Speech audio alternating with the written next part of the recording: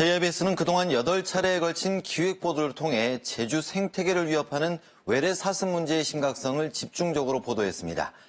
제주 외래 사슴 문제를 취재한 안수경 기자가 도내 사슴 연구를 진행 중인 오홍식 제주대 교수를 만나 자세한 얘기를 나눠봤습니다.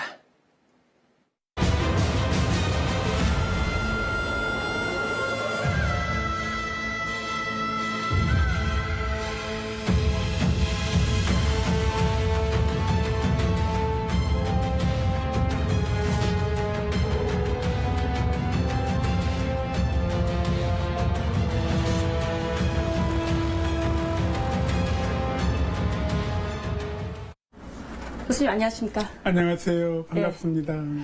사실 이 외래 사슴 문제가 실제로 체감하기는 상당히 어려운데요. 하지만 저희가 직접 취재를 했을 땐 이미 상당한 변화가 감지되고 있는 게 느껴졌거든요.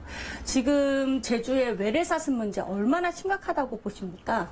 직접 가서 보시면 아시겠지만 생태계에는 이미 깊숙이 파고들어가지고 우리 자연 생태계에 엄청난 영향을 끼치고 있습니다. 사슴은 사실 우리가 한두 마리만 이렇게 풀어놔도 1년이면 5마리, 2년이면 10마리, 10년이면 200마리 이런 식으로 그 정도로 굉장히 기하급수적으로 이제 늘어나는 이제 종입니다.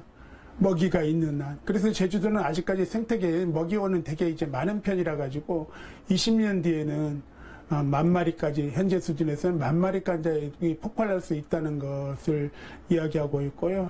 꽃사슴이 예를 들면 한 500마리, 그 다음에 붉은 사슴은 좀 높은 고지대를 중심으로 해가지고 한 40마리, 50마리 정도로 예측하고 있습니다. 그렇다면 이런 외래 사슴의 증가가 제주 고유 생태계에는 어떤 영향을 줄 걸로 보십니까?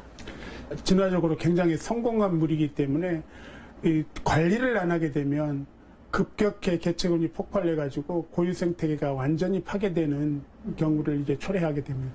그 한 종이 아니고 예를 들자면 식물 같은 경우를 이제 완전 고사시켜버리기 때문에 그걸 매개로 하고 있는 동식물들이 이제 다 사라지게 되겠고요. 특히 제주적 같은 경우는 외래종이기 때문에 그리고 고립된 지역이기 때문에 그 영향은 더 커질 수가 있습니다.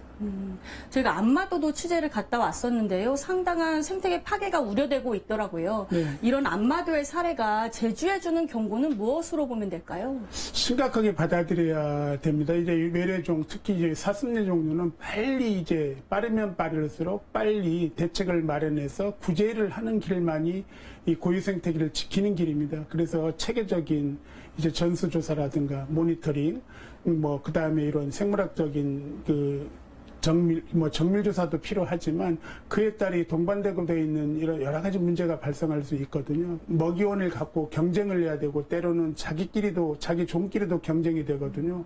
그래서 사슴이 갖고 있는 그런 것들이 단순하게 이제 한 개체로나 종으로 볼 게 아니고 큰 생태계 전반에 걸쳐서 영향을 미치고 경우에 따라서는 사회적인 문제도 발생하기 때문에 그런 질병도 굉장히 무섭고요. 마지막으로 제주 생태계를 지키기 위해서 가장 먼저 해야 할 일은 무엇이라고 보십니까? 구제 방안을 마련하는 겁니다. 지금은 어디서 여기 외래 사슴을 전반적으로 조사할 수 있는 관리 부서가 물론 도에서 관리는 하고 있지만 전담할 수 있는 연구 인력도 모자라고요. 외국 같은 경우는 한 마리 개체를 포획했었을 때 그 개체에 대한 전반적인 이런 데이터를 다 관리하고 어떤 질병이 있는지에서부터 어떻게 체계적으로 그걸 하거든요. 우리는 지금 기초조사가 제대로 되어 있지 않는다는 거거든요.